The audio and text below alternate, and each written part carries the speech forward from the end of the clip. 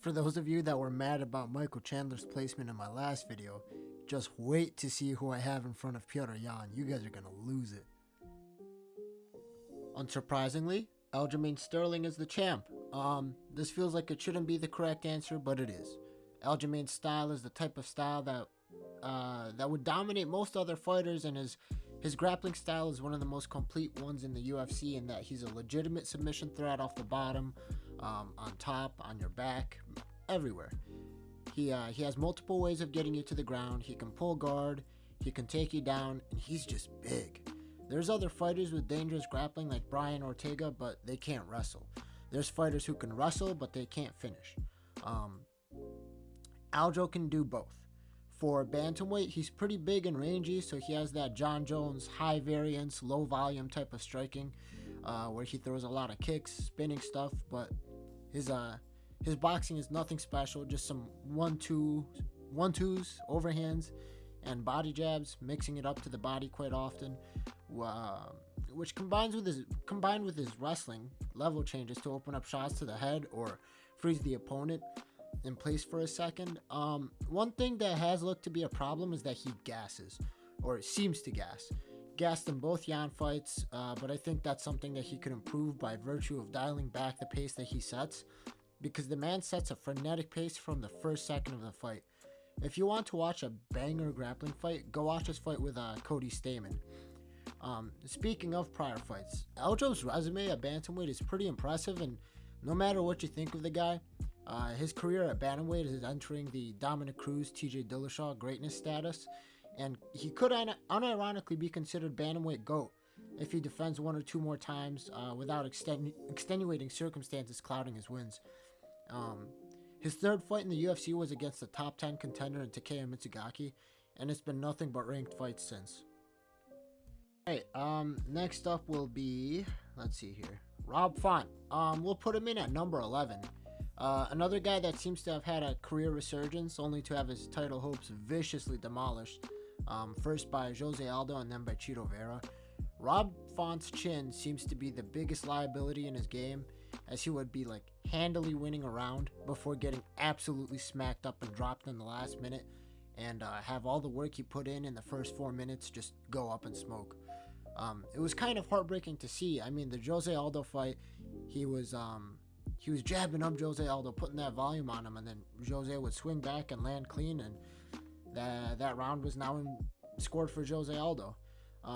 He has one of the best jabs in the UFC and uses it well to keep distance, doubles and triples it up, and does a good job of building combinations off of it. Unfortunately, it seems as though his chin, which isn't something you can really improve, is not holding up well. And it's not like his defense is terrible. He doesn't get hit more than the average fighter, but when he gets hit, he gets hit. Maybe a move up to featherweight would revitalize his chin by virtue of him having more fluid in his cranium for not having to cut more weight. But I mean, the guy is durable and he's very, very tough, but his chin it does not seem to be holding up. Next up, we have Marlon Vera. Okay, he's earned the number 3 spot, I believe. Up until a few years ago, Chito had kind of been like a Michael Bisping, or Charles Oliveira-esque fighter, having started his career 4-4. But recently, it just seems like he's turned it up to another level. His grappling hasn't been utilized much recently, but he has a pretty good submission game. Earlier in his UFC career, he had shown a pretty good guard, and he actually has like 4 wins by triangle or armbar in his career. If he gets on your back, he does a pretty good job of ground and pounding, softening you up before latching up your neck. And one more thing that I am remembering is in the fight against Andre Ewell, I think, Ewell kind of ducked down to try and evade some punches or roll under, and Chito just threw up a guillotine on him and used that to take him down, finishing with some nasty elbows. Kind of reminds you of that Tony Ferguson versus Lando Venata finish, you know. I know it might seem incorrect, but Marlon actually started off his martial arts career by training in jiu-jitsu, and I think that Bruce Buffer or Joe Martinez, you know, the guy that like announces them, usually introduces him as a grappler. But his striking is where he makes his bread and butter nowadays. The guy is amazing on the feet, has great grappling, and uses his ridiculous leg reach to his advantage. He's an 8-point limb striker with nasty knees, elbows, punches, and kicks. Lots of attacks up the middle, as should be done by most rangy fighters. He's not a guy who's going to be throwing many long combinations, rather investing in more powerful strikes, 1 or 2 at a time. Nasty kicks. If you haven't seen it, go watch his KO over Brad Pickett. That was a filthy head kick. Obviously, the kicking that he was doing against Rob Font with that hook kick or sweet chin music, and the Dominick Cruz head kick KOs are also fun to watch back. Vera is also a very adaptive fighter. Just look at his rematch with Davey Grant. Dropped the first round. To be fair though, he does start off very slow. But he dropped the first round and then decided that he's not going to lose to this guy again, and butchered him with elbows in the single collar. Against Cruz, he realized that Dom would dip out the side door as soon as Vera committed to a punch, so he threw an arm punch to get Dom to slide out, meeting him with a head kick along the fence. It seems like Marlon's hardest fights would be against guys that can wrestle real well, or even just stick to him like Jose Aldo and Frankie Edgar did. Also, his slow starting nature might hurt him in fights against Cory Sandhagen, which they're booked now, who are just as long as him but will get the ball rolling down in the first round, while also having tough chins that won't allow Cheeto to steal rounds with one strike. Okay, Sugar Sean. He'll be at number 5. What a surprise. I mean, I had Yan winning, but by no means do I think that the decision going Sean's way is a robbery. Sean showed to have some great striking, and his ability to stutter his timing, throwing strikes at different time intervals, really helped him to have big moments against Petr Yan. Obviously, the glaring hole in his arsenal is his offensive grappling, and for that matter, his defensive grappling. If Petr Yan is able to take you down with relative ease, imagine what wrestlers of Merab, Umar's, Sterling's, Kakhramonov's, or even Simone's level would do to him. Sean's performances to date have been very impressive, even despite the losses in close fights. He was schooling Cheeto in the stand-up, I believe, before Cheeto landed that kick. He was competing pretty well with Pedro Munhoz, and I believe he should have won that first round. And he beat Petr Yan in a close fight. As Twitter trolls will say, he turned Petr Yan into a panic wrestler. So one of his biggest strengths could also be one of his biggest weaknesses, and that is his footwork along the fence. He squares up with his back to the cage and uses it to escape laterally quite well. But against wrestlers, squaring your hips up like that would absolutely allow them easy access to his legs and get taken down. Sean has competed in like those quintets on Fight Pass, and I think I saw a few videos of him at like some local no-gi tournament, and he does seem to have some pretty good jiu-jitsu, but in the context of jiu-jitsu, you know, we haven't really seen it be used well in a mixed martial arts setting. So all right, the Dong, we'll put him in at number 6. His boxing is a joy to watch, and he has some absolutely slick hands. His jab, whenever he decides to use it, is pretty good, and he has shown to mix it up really well, jabbing to the body, jabbing to the head, and doubling it up to back up his opponents. Has some really good slip and rip counters and defensive movement on the feet. Not much of a kicker and not much of a grappler, but he has shown some pretty crafty jiu-jitsu, especially against Cody Stamann, who is himself a pretty good wrestler. Go back and watch that fight and look at some of the cool leg entanglements and sweeps that Song Yadong used. They were pretty fun to watch. Still very young, training at Team Alpha Male, which should kind of help hold up those defensive weaknesses in his takedown defense that Cory Sandhagen was able to expose. So very interested to see how he does in the future. Did not think he beat Marlon Vera, but it is what it is. All right, let's see who we have. Okay, Ricky Simone. The man who probably went on the most awkward honeymoon ever after getting knocked out by Uriah Faber. We'll put him in at number 7. Very meat and potatoes fighter, and definitely a guy that is good everywhere but great nowhere. Always throws his punches with some serious heat, and his last 2 fights have shown some serious improvements in power, as he knocked out Assuncao, who is old, granted, and seriously stunned Jack Shore, who had previously been undefeated, and has now moved up to featherweight. So the guy has really good wrestling for the division and had an amazing scrap with Merab, which had a weird finish, but that's besides the point. The Merab fight was hilarious to see because Ricky reverse positioned like 6 times from the referee's position back mount, by literally getting on all fours and shucking forward, and Merab would literally just fly over the top of his shoulders every time. Not a good sign that he was able to get dropped by Merab and get TKO'd by, a retired Uriah Faber. But I guess anything can happen in the sport. So I think he fought Ray Borg in a pretty fun fight. They were talking back and forth. But yeah, it seems that he's started putting everything together. So I really want to see him fight some of the guys up in the rankings just to see how he would do. Next up, we have the the Dominator. He'll go in at number 11 for now, I think. A clinger on of the old guard, Dominick Cruz was the prototype for the style of footwork a lot of the newer guys utilize. What is unfortunate is that Dominick physically looks the same as he did in his prime, maybe even better. But it seems as though the division has largely caught up to him and figured out how to deal with his elusiveness. Dom looked really good against Casey Kenny, who, where is he right now? I think the guy hasn't fought in like 2 years. But Pedro Munhoz was able to catch him twice, and obviously Marlon Vera put him down. But Dom also doesn't have that X factor of power to rely on, and part of that might be the way that he just arm punches, and part of that could be that he just biologically cannot generate power. His footwork could give the lower end of the division problems, and the Decisionator could probably win more fights than he would lose. But just look at the Marlon fight. I mean, he would be winning 90% of a round before tanking a shot from Cheeto and getting put away. Kind of sucks to see that your heroes from back in the Strikeforce, WEC, old UFC days just going out sad like this. Next up, we have Kyler Phillips. Really, really good eye for openings. Steps in with a 1-2 whenever his opponents decide to commit to a strike. Really does a good job of messing up his opponent's rhythm.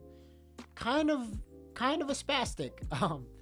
He seemed to kind of short it up a little bit better in his last few fights, but the guy would just spastically flail sometimes and throw his technique out the window. But I don't know. I mean, the guy, I hope he becomes a more consistent performer. He'd have impressive wins over guys that you're like, oh wow, that's a pretty good win, but then he'd have a close fight against somebody that you're like, why is this happening? And then he'd draw with Hali and Paiva, and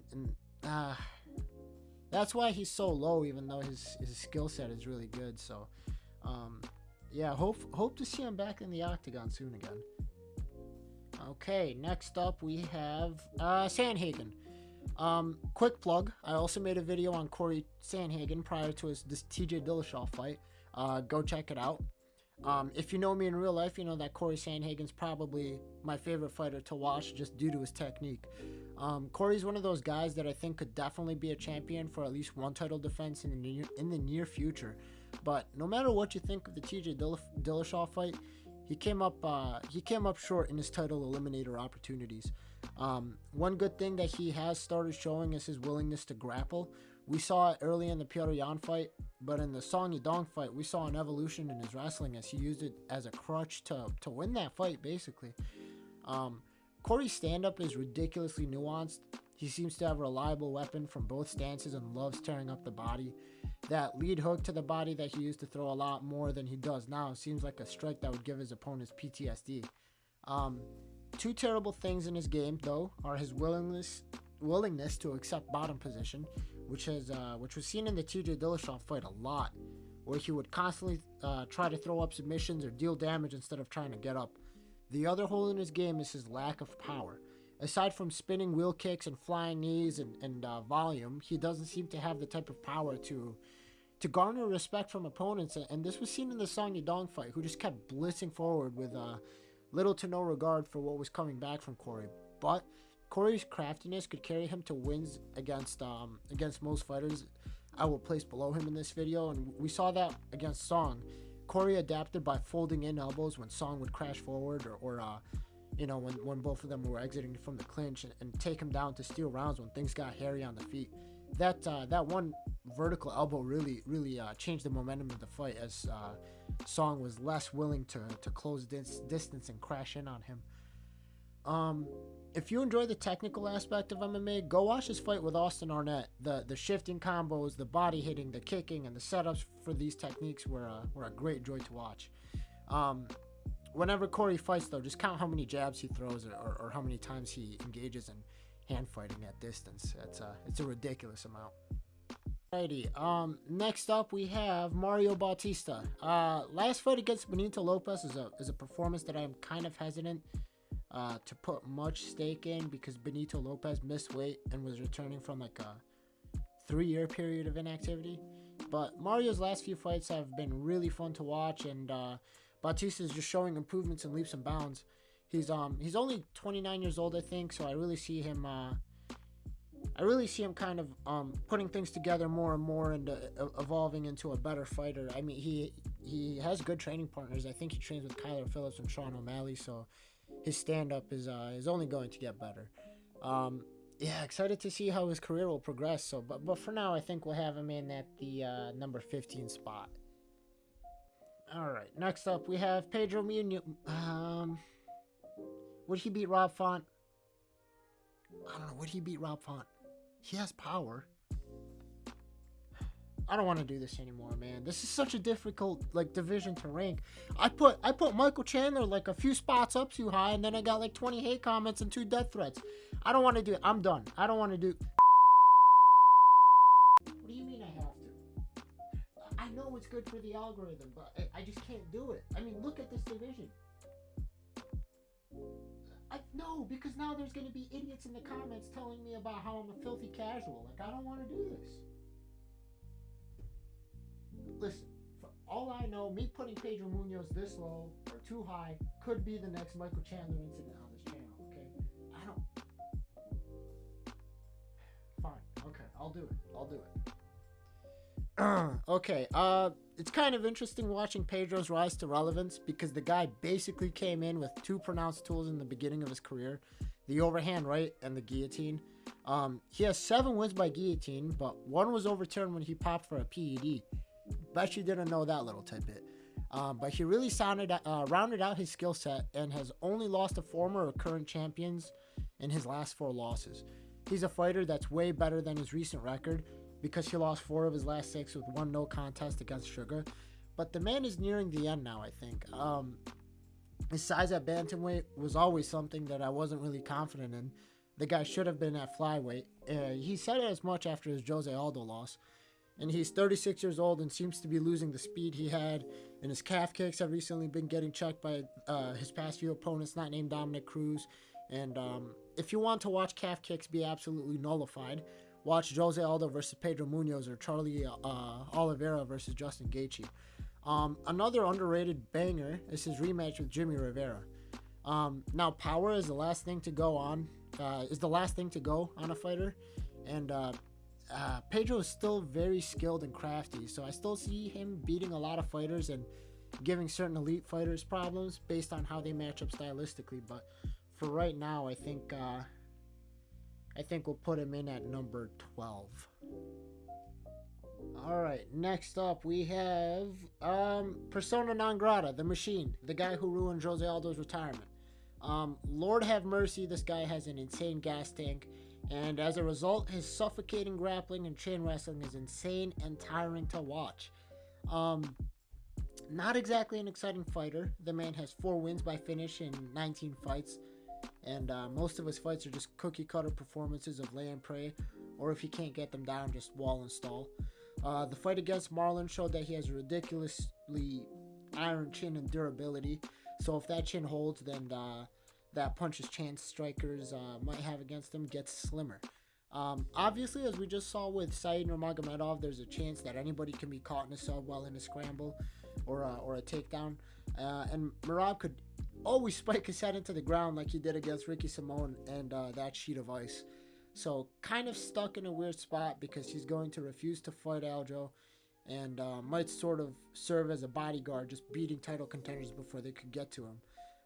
He sometimes shows flashes of cool stuff like the obligatory wheel kick he throws every other fight, or that somewhat fluky spinning back fist knockout over Raphael Assuncao. He should move to flyweight though. I think that he could easily make that cut, and he's not a particularly big 35er either. Okay, next up we have Petr Yan. Quick self promo. Check out my film room video on Petr Yan if you want to get familiar with how he fights. Is he better than Merab? He's a better fighter, but would he beat Merab? I can just see Merab wall-installing him though.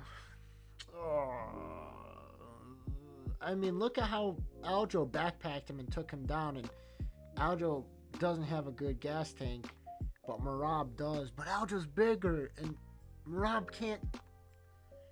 But he's just gonna lay on top. Okay, Yan is going in at number 2. If you have a problem with it, which you will have a problem with it, this video is going to reach a bunch of salty Yan fans that were saying, oh, Yan wins by whatever he wants, or Yan by murder, just for him to lose a split decision, and then they argue about damage or control time or whatever the hell. Okay, against Aljo, it was damage. Against Sean O'Malley, it was control time. It's hilarious. But, I mean, he's been having a rough year. It's funny to think about the types of consequences that one decision could have on your career. Imagine he didn't throw that knee. He probably would have already beaten TJ or Cory, would have never lost to Sugar, and might have been getting ready to defend his belt against Marlon Vera soon. It's no secret that Yan's striking is among the most elite in the division, and the UFC for that part. But the knock on him has been that he starts somewhat slow, and he tried to rectify that in his last 2 fights to his detriment. His mistakes in the first round of the Aljo rematch, coming forward recklessly, got him walking into that elbow that probably won Aljo the round, and him throwing with Sean in the first round of their fight got him caught. I think he's at his best when he takes his time to get the reads he needs and starts opening up then. Yan's power kind of allows him to do that, as we have seen him lose the majority of a round before nuking his opponents and dropping them, like in the first round of the first Aljo fight, or like the first 2 rounds of the Jimmy Rivera fight. He can wrestle against other strikers, giving him another avenue to win, but I don't think he's going to be able to soundly beat the great wrestlers of the division. By the way, if you're bored, rewatch all of Yan's fights and take a shot every time he cheats. You'll die of alcohol poisoning by the time you get to his UFC debut. The Sean O'Malley fight seemed to be a weird performance for him, where he wasn't the smooth operator on the feet that we usually see, and I know that it was partly because of Sean's reach and power, landing the the jab, and then the long 2 a lot, and utilizing his front kick to the body. But I don't think that Yan will turn in these subpar performances in the future, so I'll still rank him this highly. Okay, next up we have Chris Gutierrez. Very, very bouncy fighter, keeps his legs very active, leg kicking, always faking the front kicks, landing step-up knees, switching stances, you name it. Keeps his head on the center line a lot though, which would probably bite him in the ass when he starts fighting guys higher in the division who could put that volume on him, throwing 4 or 5 strikes in one combination. Chris is also lacking in the power department, which isn't uncommon at bantamweight, but notable. A much smaller Cody Durden was able to control Chris's back, and it would have been interesting to see how he would have done against Frankie's wrestling, but his takedown defense has yet to be proven as amazing. His hands are stupid fast, and his technique is sharp. I can't wait to see him fight the likes of Yadong or Petr Yan, and or even the litigators of his child custody battle. Okay, Adrian Yanez. Great boxer. I mean, that's all you can really say for the guy. Good boxing, very fast hands. Doesn't kick all that much. Really good defense, unless you're long and like to use the jab and kick the head a lot. Very embarrassing to see the round 1 that he had against Randy Costa, considering what Randy Costa turned into. I will never forget what you people on Twitter were saying that this is a title rematch in the future. But I don't know. I don't think he's going to beat Rob Font. Or he's not going to look very good doing it. You know, he's going to get lanced up by the jab and then score a knockout because Rob Font's chin is obliterated. And I don't know, we haven't really seen his wrestling tested too much, so I'm hesitant even putting him up this high at number 17. I don't know. This might change. All right. Up next, we have Umar Nurmagomedov. We'll put him in at number 9, I think. Yeah, we'll put him in at number 9. You know what? Let's move up to Dominick Cruz to number 10. But I want to put Umar. Would Umar be Dominick Cruz? Because Henry couldn't hold Cruz down. But Cruz is getting kind of old. And he's injury prone. Would Rob Font be Dominick Cruz? No, okay, we're moving Cruz to 10. We're having Umar at number 9. He probably beats Chris Gutierrez, though. But his opponents that he's beaten... I mean, Umar would have beaten Frankie Edgar, right? I hate doing this division. This division sucks. Yeah, Umar's going to be in at number 9, I think. I don't know, man. This is the problem with this division. From here to number 20 is just going to be a mess. And my comment section is going to be calling me a dumbass. And I don't know. Whatever. I'll put Umar at 9. His first 3 fights in the UFC, aside from maybe Brian Kelleher, were against some solidly skilled and recorded competition. Very impressed with that Sergei Morozov performance, and he has the Nurmagomedov blood, so he's going to have the Nurmagomedov grappling skills, but he also has some superb striking to fall back on as well. I mean, his kicking is really, really good. Seems kind of pillow-footed, you know, not much damage from them, but he's fought against people who have relatively good chins so far, so but his distance control is really good, his kicking is really good, his boxing isn't as good as the rest of his stand-up, but you know, he's got that grappling to nullify everything anyway. Next up, we have Bruno Mars. Jonathan Martinez. Crazy that he lost to Andre Sukumtoth at one point in his career. Jonathan Martinez is a pretty smooth operator on the feet, blending his kicking and punching together pretty well. If you watch my Kevin Holland film room video, you'd be familiar with the philosophy of throwing a punch immediately after throwing a kick from the same side, because doing so will help open up your opponent to the punch because their hands will drift down from their guard to deal with a kick. On top of them not expecting you to throw 2 punches from the power side and one right after the other. Martinez is a southpaw, so he does what most southpaws should do: hand fight, shut down the opponent's jab, and periodically pop their own jab in to keep distance and shut down the opponent's offense. Perfectly throws up intercepting knees when his opponents try to rush forward as well. One deficiency in his game is that he's very susceptible to body shots, and one would guess that takedowns would blend right into that weakness as well. Can't wait to see how he's going to stack up against the bigger name fighters in the division after beating Cub Swanson. Depressing to watch.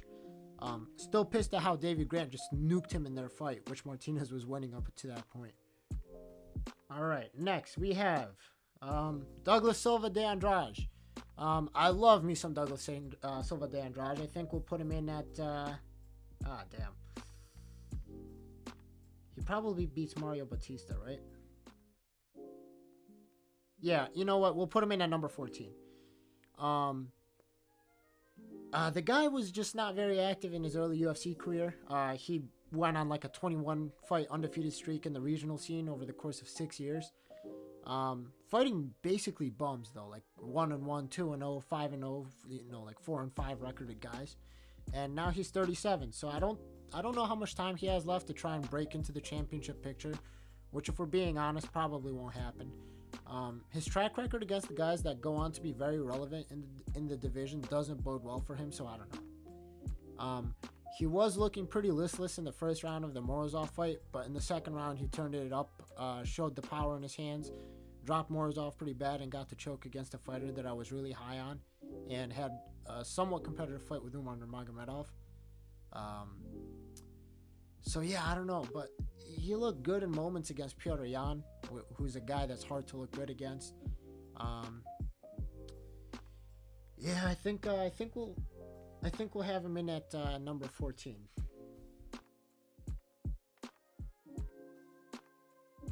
Okay, next we have Said Nurmagomedov. Okay, no, he's not related to Habib, and his fighting style kind of shows that as well. He kind of reminds me of Zabit Magomedsharipov, if you guys remember that guy, except for with more power in his strikes, probably worse defensive grappling, and more cardio. Saidyokub Kakhramonov really exposed that chain grappling as a whole in his game. However, Said was able to pull off the guillotine that he was relying on the entire fight to snatch victory from the jaws of defeat. His striking really is a joy to watch. A lot of spinning stuff that is usually set up well. Has a beautiful spinning back kick to the body. Whenever he misses off a roundhouse kick, he follows through with the momentum by throwing a spinning back fist. Think the Zhang Weili, Joanna Jędrzejczyk knockout. So he doesn't leave too many counter opportunities when he stays sharp and focused. He has shown an ability to impose his grappling game on lesser opponents, but the Kakhramonov fight was really disheartening for Said fans when it comes to his prospects of winning the title, especially with guys like Ricky Simon and Merab Dvalishvili up there. Up next would be Javid Basharat. Okay, we'll put him in at number 19. Really fun to watch. I was really impressed by him in his Dana White Contender Series fight against Oran Kolan or whatever that one Israeli dude's name was. He called him a terrorist at weigh-ins after missing weight, and Javid terrorized him all right. Very exciting prospect at 135. That's why I'm ranking him this high, despite his lack of experience. But he's like a 3-level striker. He has amazing striking at distance, good exchanges in the pocket, and the guy's clinch striking is really, really good as well. One of the best in the bantamweight division, I think. Obviously not as good as those like Petr Yan or Marlon Vera, but definitely a prospect to look out for. Okay, at number 20 we got Old Man Assuncao. He's only really here because of his resume, but he's on a rough couple of fights. He snapped his losing streak by beating somebody, but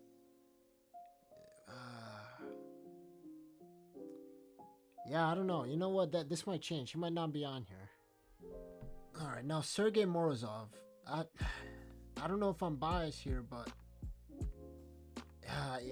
he's good enough. And Saidyokub Kakhramonov, right? He probably beats all of these guys right here. He should have beat Said. Probably beats Kyler, Phillips, and Munhoz. Maybe Bautista. I'm struggling not to put him. You know what? This is my video. Hate in the comments.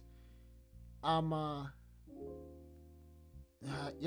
We're slotting him in at number 15.